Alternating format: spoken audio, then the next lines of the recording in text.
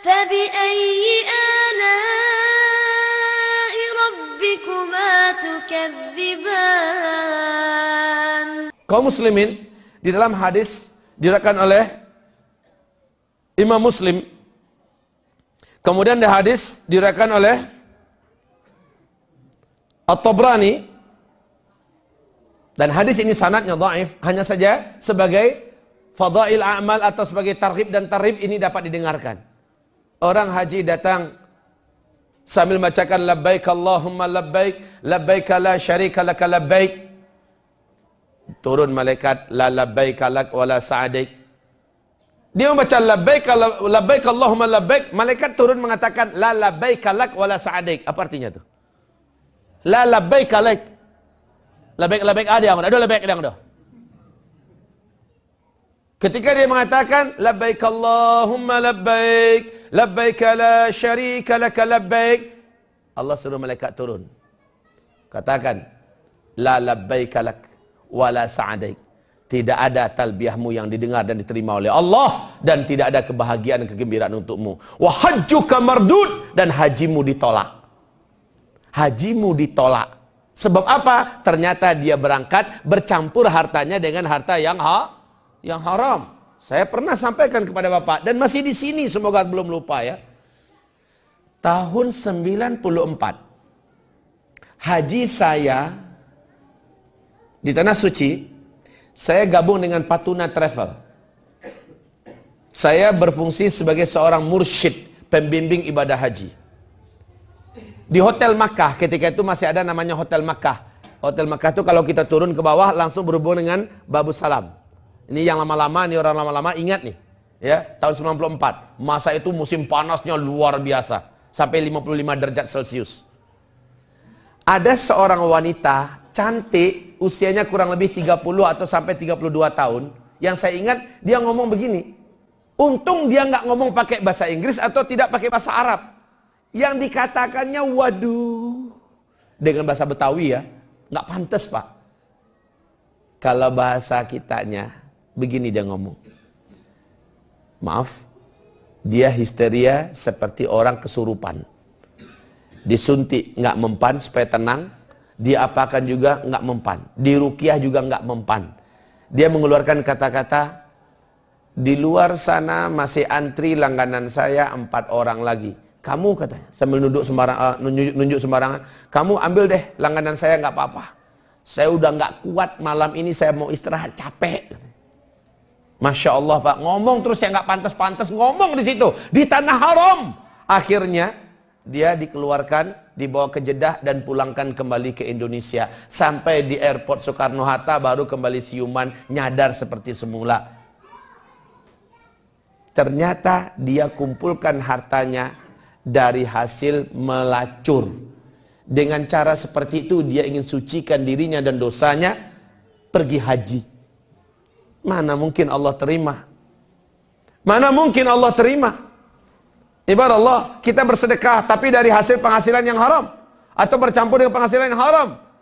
Ma qabilallahu minhu min syai'. Allah tidak akan menerima sedikit pun saja. Tidak bisa. Kecuali kalau orang taubat. Ustadz, saya sekarang taubat. Semua bunga-bunga riba bank bagaimana Pak Ustadz? Ustadz, saya dulu tukang tipu orang. Saya dulu tukang mengerajuan orang. Saya dulu tukang-tukang ini, tukang ini. Ya Ustadz, bagaimana saya sekarang mau tobat? Baik, kalau begitu, dari harta yang pasti-pasti bisa engkau pisahkan, mana yang bersih, mana yang tidak. Yang kotor itu kembalikan kepada satu hukum, di mana Syekh Islam Ibnu Taimiyah memberikan fatwa, satu-satunya masraf adalah lemparkan dia untuk membeli peluru atau senjata buat medan perang, di mana para mujahidin sedang berperang memusuhi musuh-musuh Allah, memerangi musuh-musuh Allah. Itu jalannya. Kalau menurut Profesor Dr. Yusuf Al-Qardawi, sebagai seorang presiden atau ketua Persatuan Ulama Indonesia seluruh dunia, beliau mengatakan boleh dimanfaatkan untuk kepentingan umum. Ala kulli hal. Kita mau dengarkan yang mana? Kalau saya secara pribadi saya lebih setuju dengan apa yang difatwakan oleh Syekhul Islam Ibnu Taimiyah, wallahu a'lam. Tetapi Syekh bin Baz juga mengatakan boleh untuk fasilitas umum. Tapi setelah itu hentikan fasilitas ribanya, tabungan ribanya, jangan diteruskan di situ. Sekedar buka rekening doang mah nggak apa-apa, sekedar untuk mempermudah transfer dan segala macamnya. Tapi jangan sampai ngetem di situ, apalagi dengan niat untuk supaya baranak lebih tiwa di sinan. Kaum muslimin, hamba-hamba Allah kami muliakan, salat kita, puasa kita, tahajud kita, doa kita mardud, ditolak oleh Allah Subhanahu wa taala selama masih tidak peduli kita yang halal ataukah yang haram yang masuk ke dalam harta kita. Tentang harta ini sensitif, Pak. Tentang harta ini sensitif. Kita ditanya oleh Allah Subhanahu wa taala, "Ba'a caruang mandapeannya." Itu ditanya tuh. Dari ma caruang mendapatkannya, ba'a caruang, ya. Bagaimana cara engkau mendapatkannya? Bukan hanya itu, setelah dapat ditanya pula, kau pergikan kemana? Di harta ditanya. Sebelum bisa dan lulus menjawab, kita tetap diwajibkan berdiri di tempat berdiri kita. La tazalu qadama abdin hatta yus'ala an arba'.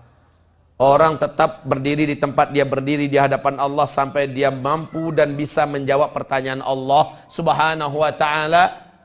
Kalau dia mampu menjawab, lolos, baru dia boleh bergerak meninggalkan tempat berdirinya. Lah Pak, kalau sempat kita ditanya dan nanti kita gugup menjawab, apalagi sempat ditanya oleh Allah, limadza udziba man husiba wasu'ilah, siapa yang dihisap nanti pada hari kiamat, sempat ditanya, why? Limadza, kenapa kau buat seperti itu?